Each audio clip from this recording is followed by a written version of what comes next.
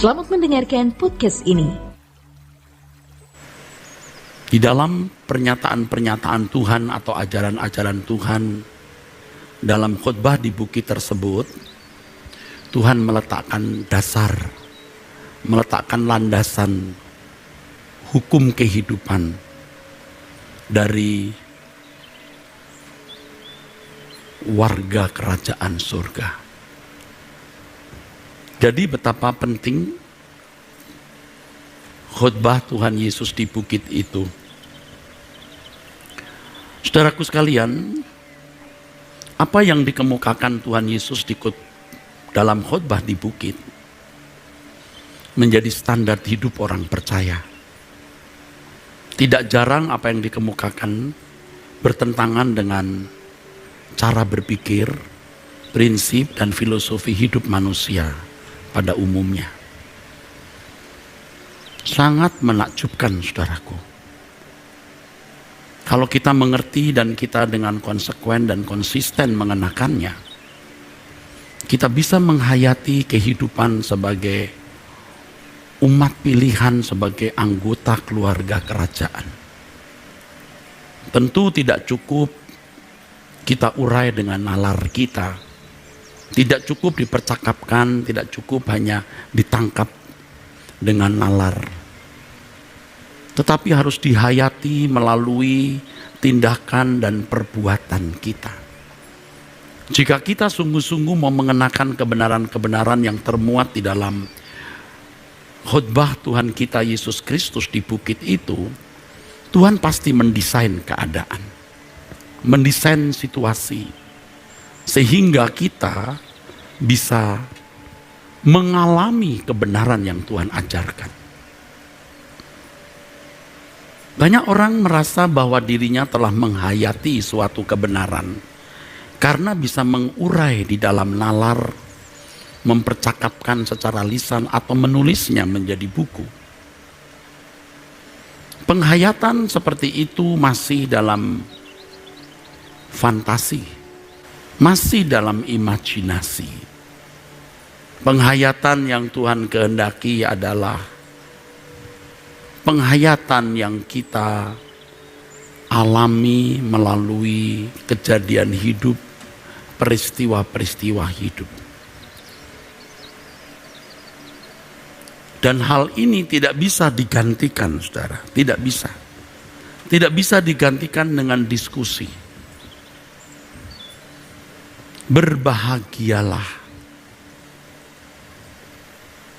Kata berbahagia berasal dari kata dalam bahasa Yunani makarioi, yang berarti selain berbahagia juga beruntung. Orang-orang yang mendapat hak istimewa. Nah, siapakah yang berbahagia itu? Nah, Tuhan Yesus menunjukkan mereka yang miskin, mereka yang lemah lembut, mereka yang haus dan lapar akan kebenaran, mereka yang suci hatinya, mereka yang membawa damai, mereka yang teraniaya. Bagi kita hari ini, saudaraku sekalian, apa yang diajarkan Tuhan Yesus itu bisa seperti tidak bisa didaratkan. Ya, nanti kita melihat ya saudara, karena masih jauh perjalanan kita ini. Ini baru pertemuan kedua dari khotbah di bukit yang kita mulai dengan ucapan bahagia. Saudara, rasanya sulit didaratkan bagi kita yang hidup di dunia modern dengan pola gaya hidup yang sudah begitu jauh dari standar, fasik. Tetapi kebenaran tetaplah kebenaran yang harus konsekuen dan konsisten kita kenakan. Harus ada tekad yang kuat, hati yang tulus mengasihi Tuhan untuk mengenakan kebenaran-kebenaran yang dikemukakan Tuhan Yesus dalam khotbah di bukit itu. Dengan percaya Roh Kudus akan menuntun kita. Kita akan menarik kebenaran yang termuat dalam Matius pasal 5, 6, dan 7 dalam arena kehidupan kita. Ya, yang mungkin orang tidak ada yang tahu atau mungkin memang tidak perlu tahu, tetapi kita mengalami.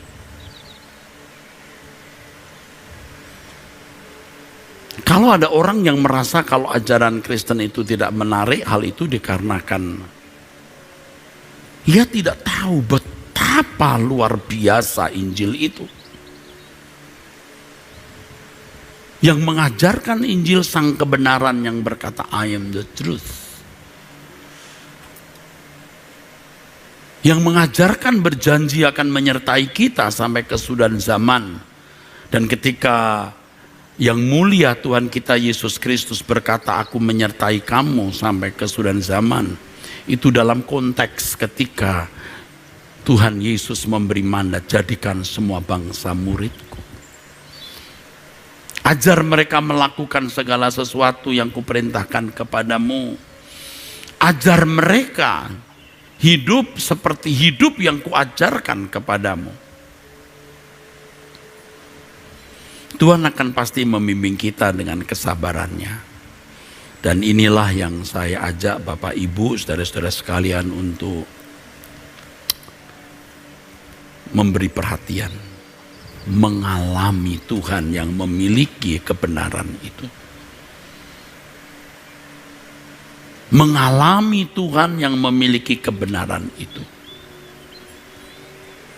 Tuhan Yesus yang hilang dari kehidupan banyak orang Kristen. Tuhan yang kita hadirkan dalam hidup kita karena kita benar-benar haus dan lapar akan kebenaran. Dan firman Tuhan mengatakan orang yang haus dan lapar akan kebenaran akan dipuaskan, saudaraku.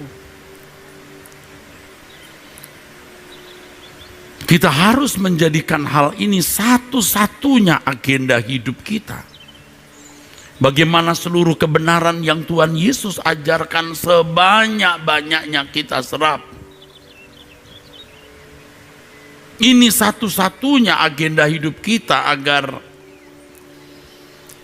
kehidupan yang pernah dikenakan oleh Yesus dapat terperagakan dalam hidup kita. Khotbah di bukit itu luar biasa, saudaraku. Saya sudah mempersiapkannya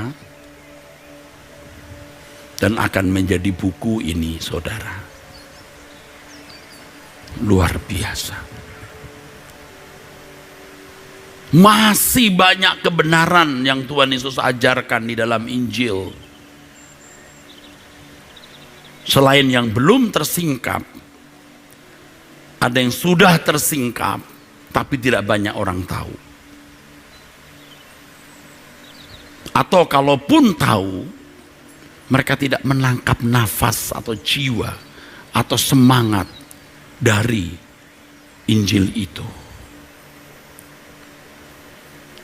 Secara nalar seperti yang tadi saya katakan, orang bisa mengerti tapi nafasnya, jiwanya tidak dia temukan.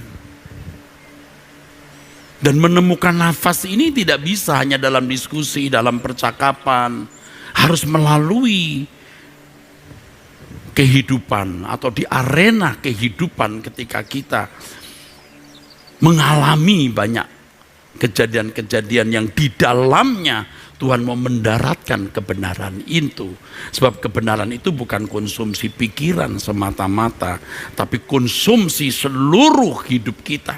Hidup kita ini sebuah personalitas totalitas, ya jiwa, ya roh, ya tubuh kita. Bagaimana bisa mengerti kebenaran, menghayati kebenaran. Oleh karena itu kita harus melihat inti persoalan hidup. Bukan jodoh, bukan kebutuhan rumah, bukan soal kesembuhan, bukan soal pemenuhan kebutuhan jasmani, tapi kebenaran yang mengubah hidup kita. Itulah sebabnya di dalam Yohanes pasal 1 dikatakan mereka yang menerimanya diberi kuasa supaya menjadi anak Allah. Menerima apa, saudara? Menerima logos itu, menerima kebenaran itu. Jadi bukan sekedar menerima Yesus dalam arti mengakui statusnya sebagai Tuhan dan Juru Selamat, tapi menerima kebenaran itu. Kebenaran yang bersama-sama dengan Allah. Kebenaran yang sangat berkuasa. Yang menjadikan langit dan bumi. Dan sang kebenaran itu menjadi daging dan mengajarkan kebenaran tersebut. Dan kita bukan menerima manusia atau status Yesus sebagai Tuhan dan Juru Selamat semata-mata. Tetapi apa yang Yesus ajarkan. Untuk bisa masuk dalam roh, jiwa, dan daging kita. Maka nafas atau jiwa kebenaran itu bukan hanya menjadi bukan hanya kita nalar, tapi harus merasuk dalam seluruh hidup kita. Melalui pergumulan hidup konkret. Melalui setiap kejadian. Jadi kalau kita berkata, aku mau Tuhan ajari aku. Agar kebenaran itu bukan menjadi pengetahuan semata-mata, tetapi telah menjadi satu di dalam jiwa roh dan kita peragakan dalam tubuh ini.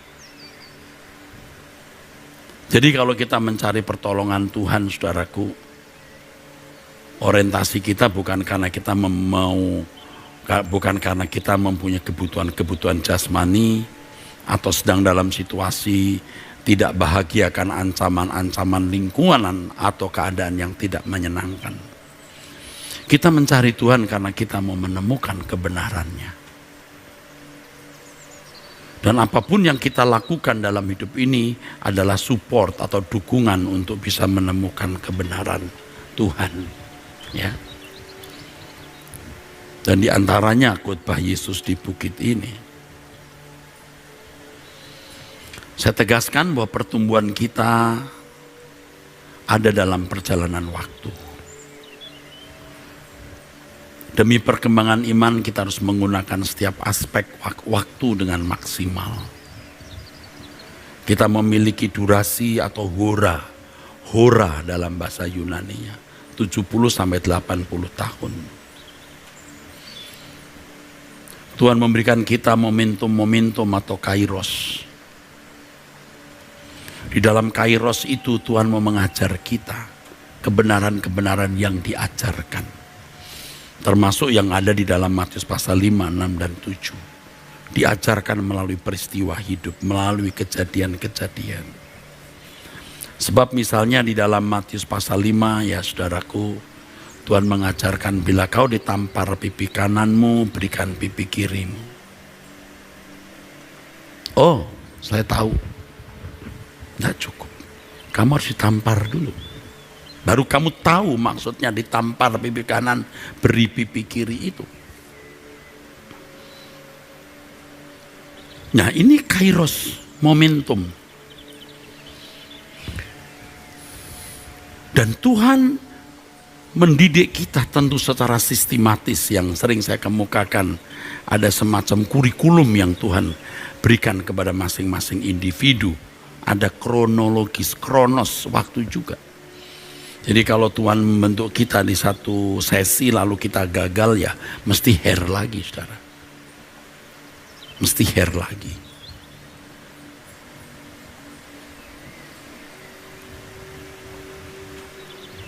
Waktu kita terbatas, ya saudaraku. Betapa berharganya waktu yang Tuhan berikan itu. Jadi kita mendengar firman Tuhan seperti saat ini. Kalau saudara sungguh-sungguh rendah hati, haus dan lapar akan kebenaran. Kebenaran yang saudara dengar itu harus merasuk di dalam jiwa, roh, dan daging saudara. Atau terperagakan itu melalui kejadian-kejadian hidup yang kita alami. Melalui peristiwa-peristiwa hidup yang Tuhan desain. Ya saudara. Jadi tidak cukup kita pahami di dalam nalar kita. Dan waktu kita terbatas. Waktu kita terbatas. Ya. Saya menggambarkan kalau seperti seorang pelukis itu ya saudara. Hari-hari ini saya bicara terus mengenai hal ini. Orang tidak bisa melukis lukisan indah dalam sesaat, yang membutuhkan latihan. Kanvas demi kanvas yang dia lukis, lalu dia buang, dia lukis lagi kurang baik, dia buang terus sampai tangannya seperti punya mata, lalu bisa membuat lukisan yang indah. Dan hasil akhir inilah yang akan, kalau dalam hidup kita, hasil akhir inilah yang kita akan bawa kepada kekekalan. Dia harus melukis. Dan Tuhan melatih kita untuk melukis wajahnya, potretnya di dalam hidup kita. Dan kebenaran-kebenaran inilah yang menuntun kita. Berbahagialah orang yang miskin di hadapan Tuhan. Apa itu? Nah, kita akan belajar sampai kita bisa menemukan kebenaran di dalamnya, kita pahami. Dan kalau kita serius, Tuhan akan mendesain keadaan supaya kebenaran itu benar-benar bisa kita hayati, bukan hanya kita nalar, bukan hanya kita mengerti dengan pikiran kita secara kognitif, tetapi merasuk di dalam jiwa, roh, bahkan tubuh kita yang memperagakan. Dan itu namanya mengumpulkan harta di surga. Yang akhirnya saudaraku, lukisan indah yang kita buat itu akan nampak dalam seluruh perilaku kita. Ketulusan, kerendahan hati, kelemah lembutan, dan seterusnya. Jangan kita berpikir masih mempunyai banyak waktu, sehingga kita tidak tekun. Seperti seorang kontraktor yang memiliki deadline membangun gedung.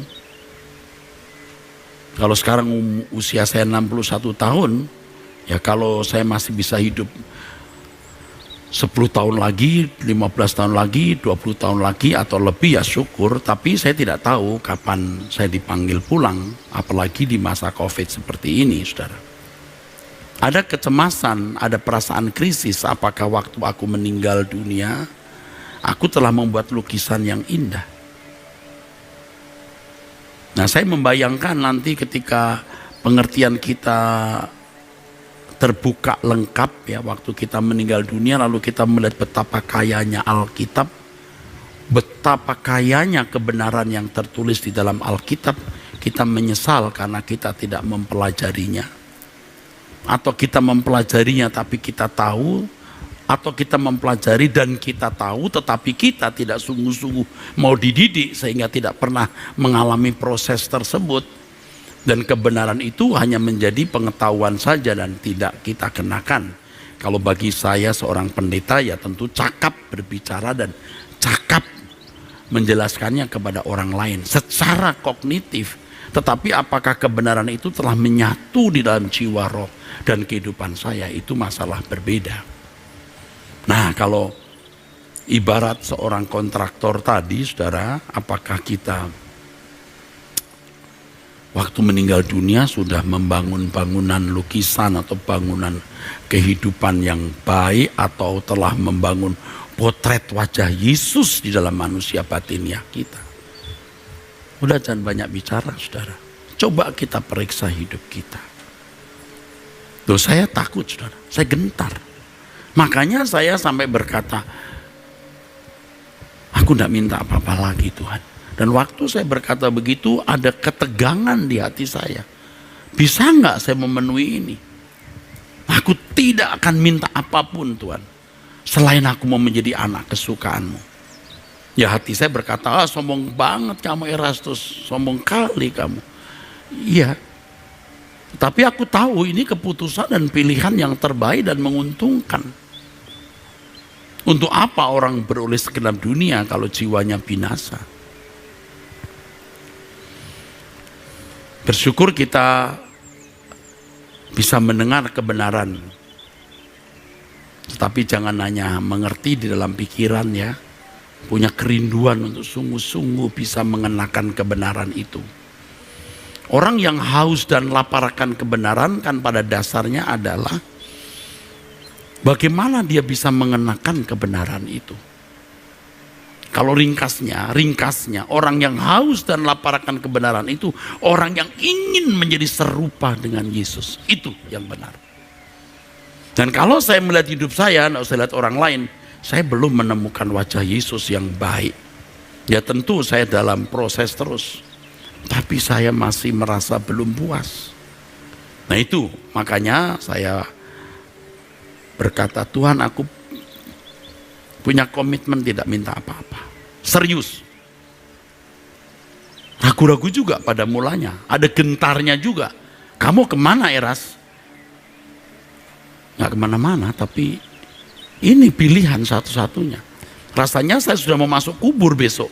Ya enggak apa-apa. Ya saudaraku, makanya kalau nyanyi lagu ini saudaraku menjadi lebih menghayati. Kiranya engkau temukan di matamu aku berkenan di antara manusia.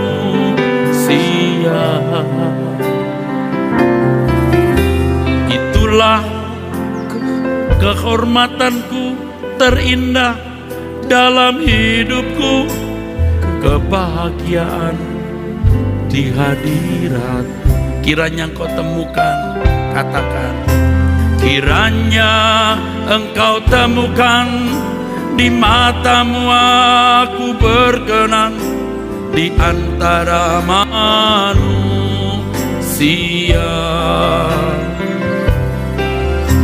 Itulah kehormatanku terindah dalam hidupku, kebahagiaan di hadirat-Mu.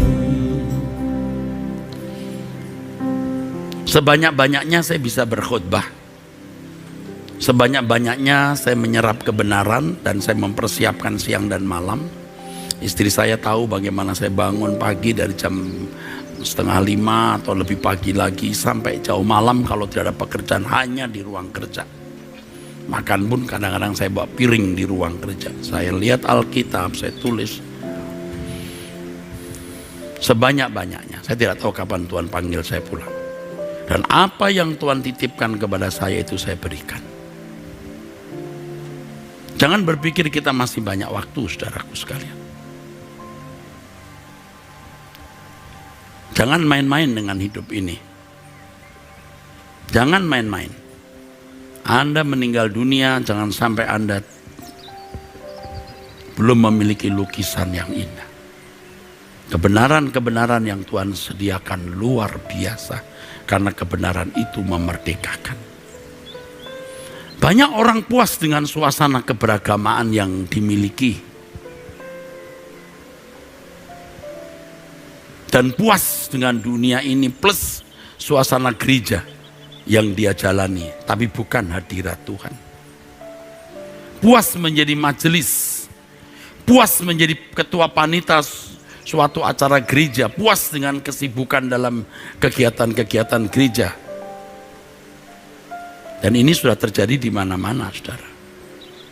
Rasanya kesibukan-kesibukan itu pelayanan.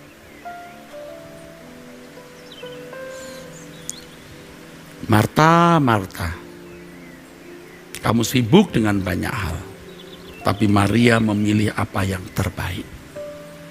Ayo kita belajar kebenaran, nangkap kebenaran, mengalami kebenaran, menghayati kebenaran dalam hidup. Dan setiap hari mesti ada sesuatu yang kita peroleh, kita dapat dari pelajaran, dari kebenaran yang kita pelajari itu. Pasti ada berkatnya setiap hari, saudara.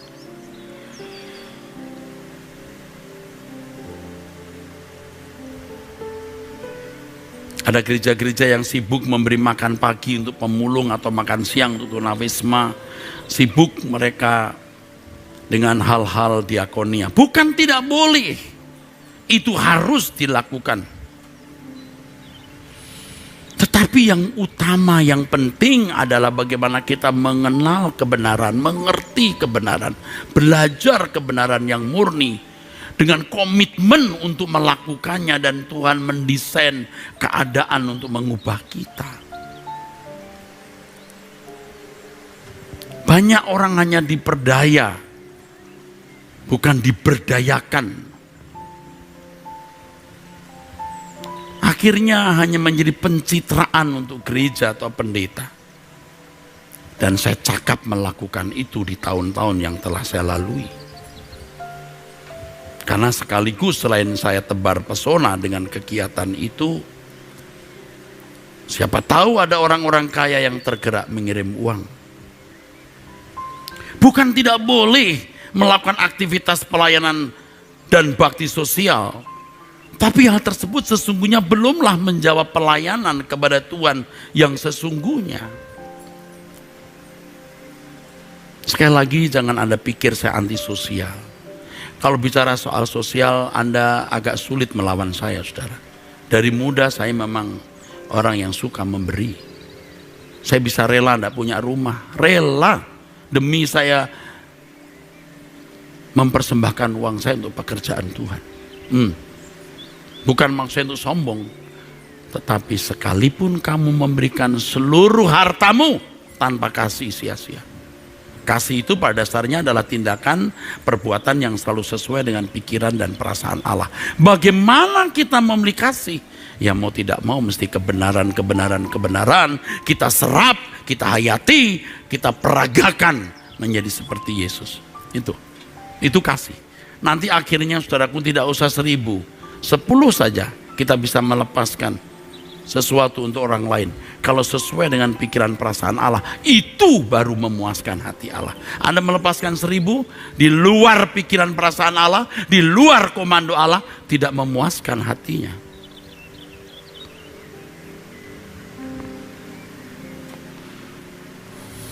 Tuhan Yesus menghendaki agar orang percaya memiliki kehidupan seperti yang dimaksud Tuhan dalam ucapan bahagia di Matius pasal 5. Pada dasarnya ucapan bahagia yang Tuhan Yesus kemukakan merupakan panggilan agar orang percaya memiliki cara berpikir, selera jiwa, dan cita rasa yang sesuai dengan Tuhan. Jadi kalau saya berdoa dan menyatakan Tuhan aku berhenti minta apapun, saya seperti orang mati, saudara. Tetapi itu saya lakukan karena saya masih melihat monster-monster yang belum mati total dalam hidup saya. Makanya kalau kita memuaskan satu kesenangan dalam hati kita, kita memberi makan monster itu, nanti dia akan adiktif nagih. Apa itu kesenangan? Apa saja, saudaraku. Untuk itu mutlak harus ada tindakan untuk mengenakan kebenaran. Bukan hanya belajar di dalam kognitif kita, pikiran kita, tapi harus ada komitmen yang kokoh untuk menjadi pelaku dari kebenaran tersebut. Kalau kita belajar misalnya, berbahagialah orang yang miskin di hadapan Allah. Apa itu miskin di hadapan Allah? Oh, secara kognitif kita tahu. Tapi bagaimana kita mengalaminya? Tolong deh Tuhan, aku mau mengalaminya. Berbahagialah orang yang lemah lembut. Oh, saya bisa menjelaskan, Anda tahu, saya tahu. Tetapi bagaimana lemah lembut seperti yang dimaksud Yesus tersebut? Tentu hanya Tuhan yang bisa mengajarkan kepada kita. Supaya itu tidak hanya menjadi khotbah lisan atau tertulis, tetapi menjadi daging kita, masuk dalam jiwa roh kita, dan kita peragakan. Maka harus ada penyerahan diri yang sepenuhnya kepada Tuhan untuk menjadi pelaku kebenaran itu.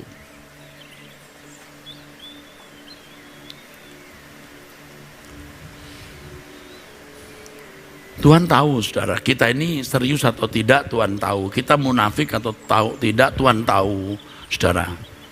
Tadi kalau saya tadi mengatakan, Tuhan aku pastikan gak minta apa-apa. Untuk diriku sendiri maksud saya, itu sebenarnya seperti bunuh diri, saudara. Nah, tapi siapa tahu minggu depan aku dipanggil Tuhan, siapa tahu aku bulan depan sudah tidak ada lagi. Bahkan mungkin besok sudah tidak ada. Sangat mungkin itu. Nah, saya tidak ingin mati dulu, jangan Anda marah dulu. Pak Eras jangan ngomong mati-mati dulu dong. Kita masih butuh Pak Eras. Ya kalau saya meninggal Tuhan pasti gantikan yang lain. Nah, saudaraku. Saudara kasihan saya dong, saya juga mestinya punya kebebasan memati kapan saja. Tapi saya mempersiapkan diri. Saya mempersiapkan diri. Berbahagialah kamu sama dengan beruntunglah kamu. Kalimat ini seperti suatu ucapan selamat. Sekaligus juga merupakan deklarasi kepada mereka yang memiliki keadaan seperti yang dimaksud Tuhan tersebut. Hal ini tentu memerlukan waktu. Tidak bisa instan. Harus melalui proses. Selain kita mengerti, kita harus belajar mengenakan kebenaran tersebut melalui perjalanan hidup konkret. Nah, saya tidak tahu Anda bisa mengerti nggak, tapi saya mau ngomong. Agenda kita cuma satu. Kita mati membawa wajah Yesus dalam batin kita. Titik.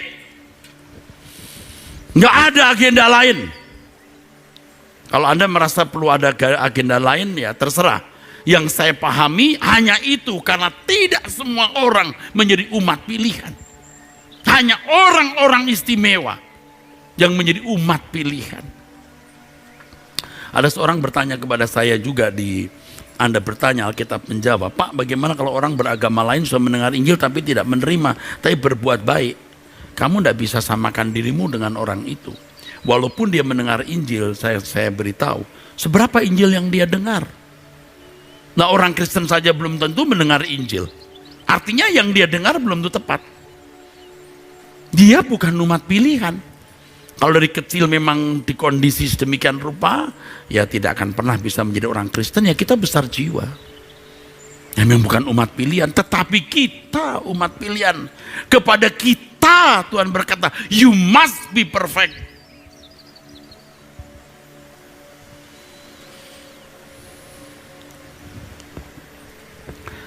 Jadi tidak bisa tidak, saudara. Agenda kita itu hanya itu. Serius saya bicara ini, saudara.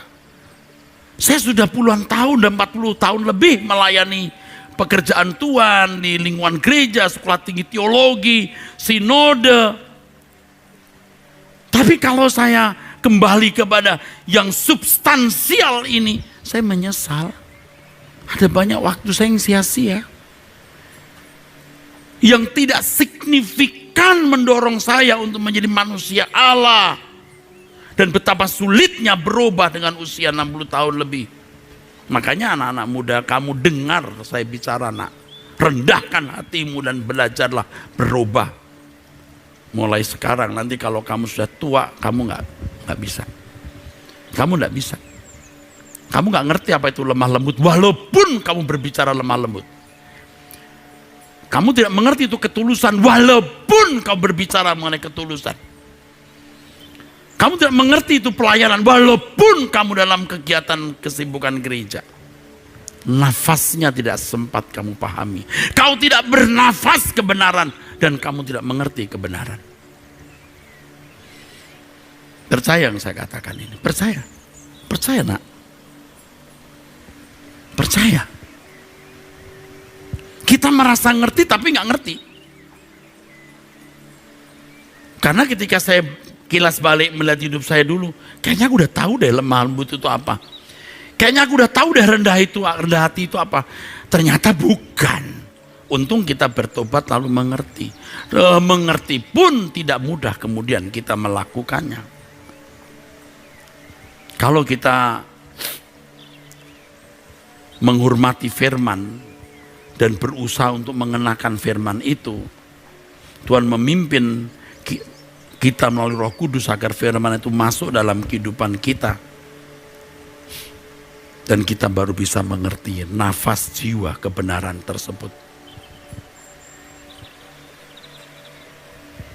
Apabila cara berpikir kita masih duniawi, kita akan sulit untuk tertarik mendengar dan melakukan kebenaran tersebut.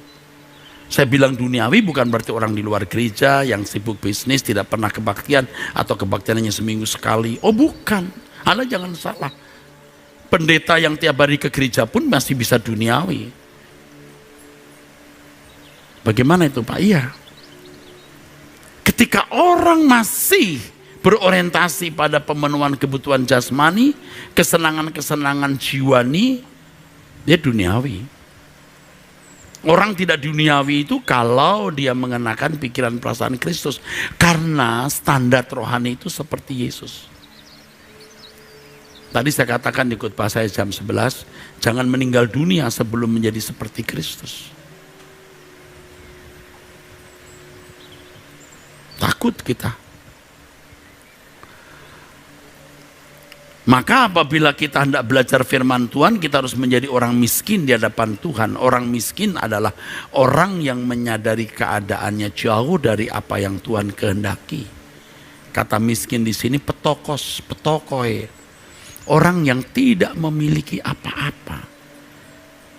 Ada kata miskin yang lain, penes.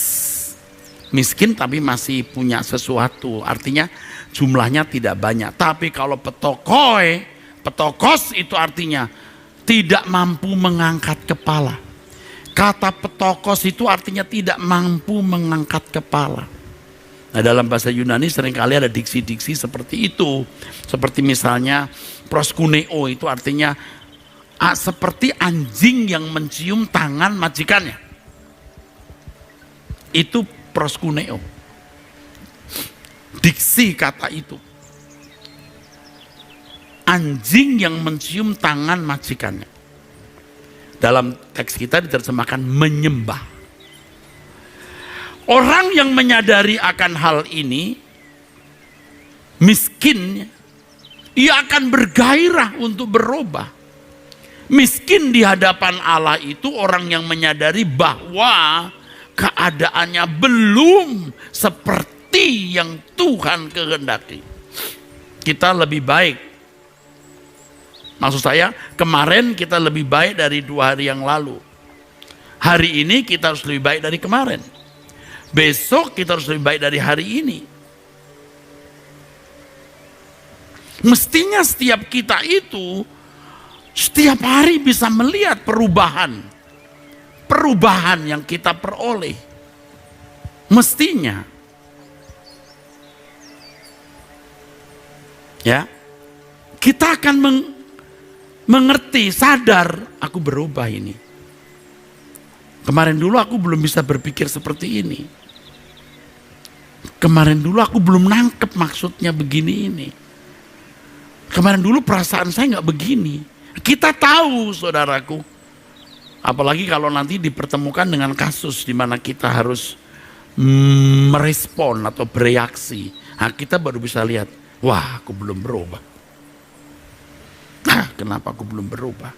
Nah, nanti pasti ada tes ulang. Kalau kita sadar loh ya, kecuali tidak sadar ya tidak boleh tes ulang.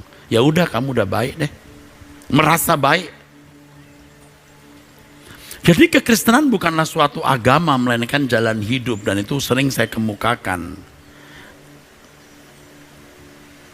Ya saya tahu bahwa agama lain juga mengatakan bahwa agama mereka jalan hidup. Tapi itu jalan hukum. Kalau kita itu jalan hidup, hidupnya anak Allah tersebut. Maka kalau kita membaca, kalau kita memperhatikan nanti khotbah di bukit, seperti bukan hukum yang diajarkan, tapi pernyataan-pernyataan, saudaraku. Ya. Dan bersifat batiniah.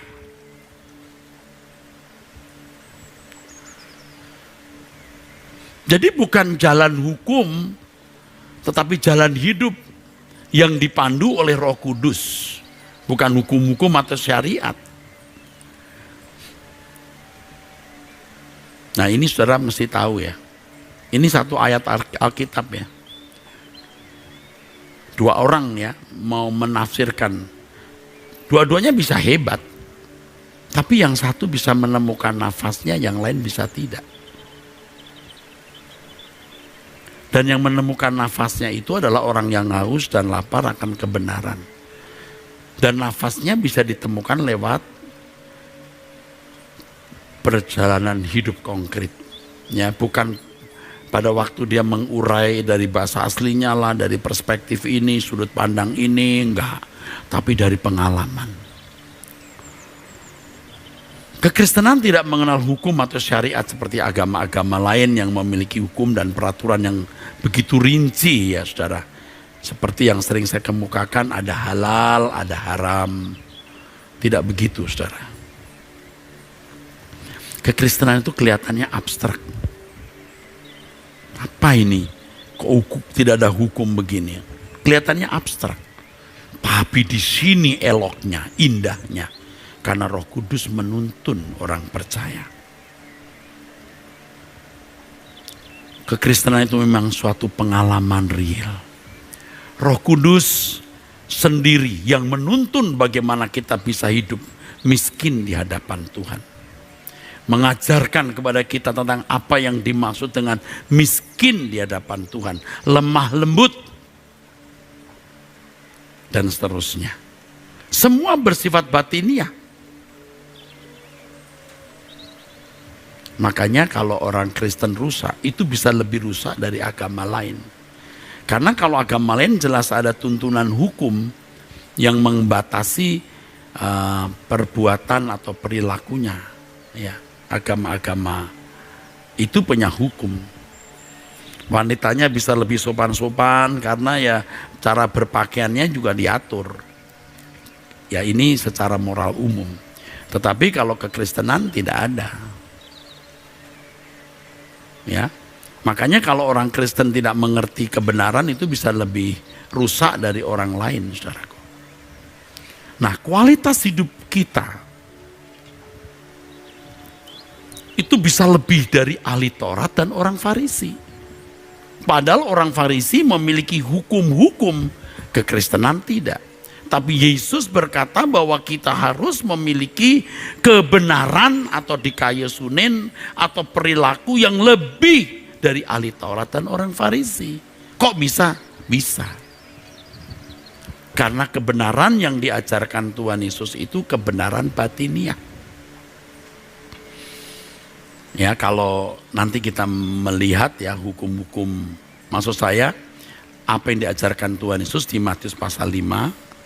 Ya, kalau orang memahami membunuh itu menghabisi nyawa orang, kalau Tuhan Yesus mengajarkan membenci itu sudah membunuh. Batiniah kan?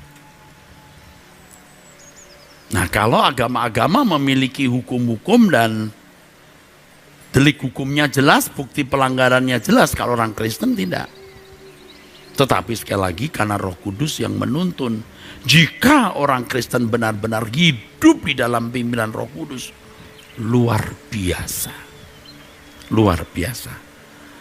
Bapak Ibu, saudaraku sekalian yang kekasih, saya berharap ya ini masih introduction, masih introduksi.